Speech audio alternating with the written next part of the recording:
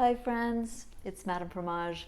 I was just in Italy on a cheese tour, so I thought I would show you how to build a beautiful Italian cheese board.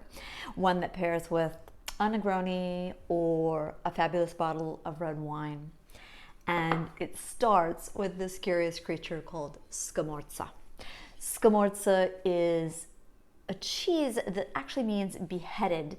It starts out like mozzarella and that it is hung from the rafters to dry. This one is a bit springy and it's a smoked version. I like it in the summer for something that tastes a little bit oomphy on a cheese board, and I also love that it's a conversation piece. So I'll show you how to cut this in a moment.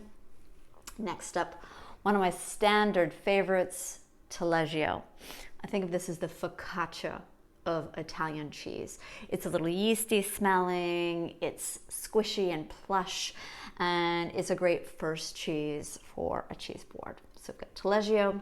And then my third cheese, such a favorite, it's Pecorino Toscano.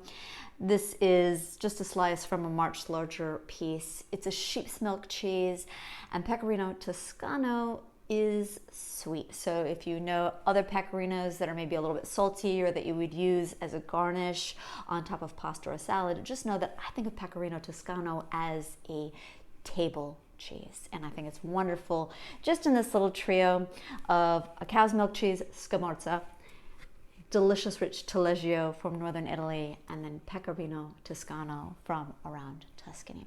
Let me show you how to put this together, add a few garnishes, and make a little aperitivo, which is what the Italians make before dinner. So we start with our Scamorza.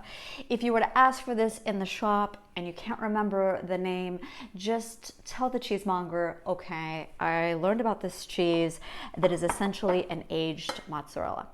As you can see, nice and springy. And if you have leftovers of this cheese, it's terrific melted. So you could add it to a pizza on the grill. You could put it in a sandwich.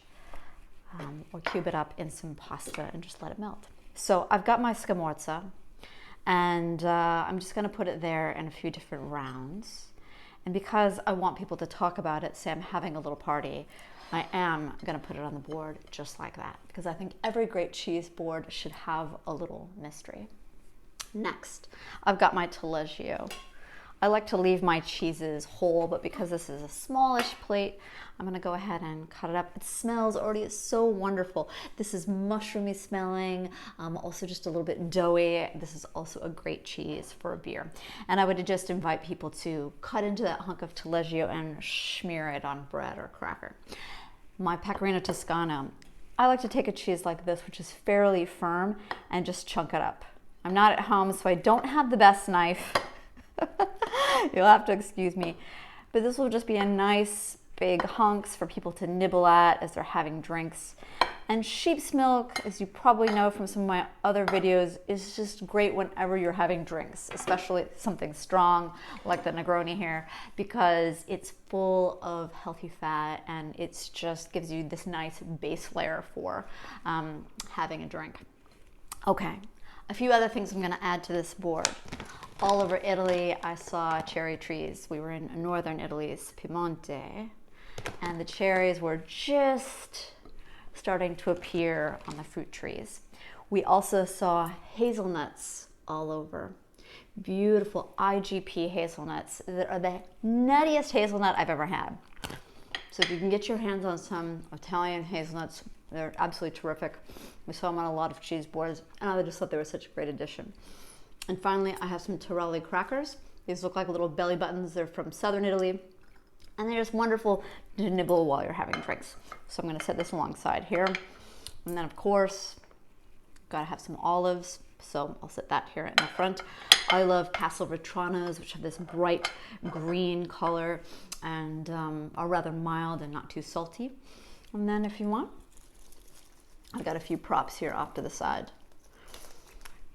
We can drop in a sprig of basil for color, or all over Italy, I was also seeing wheat fields, which reminded me of all the pasta that is made there. So I'm going to drop in a sprig or two of wheat just to garnish. oops, this festive Aperol plate, a little Italian aperitivo. You could use other cheeses, of course, but I wanted to introduce you to some that maybe you've heard about on other videos, but you didn't know how to use them on a plate. And I wanted to introduce you to Scamorza because I think it's so unusual. Friends, this is Madame Fromage wishing you a happy summer and hoping that you are making extraordinary cheese plates. I want to thank I Love Imported Cheese, the sponsor of this series, for encouraging me to always look near and far for interesting hunks to introduce you to each month. Thanks so much for watching, and let me know if you build an Italian cheese plate. Cheers.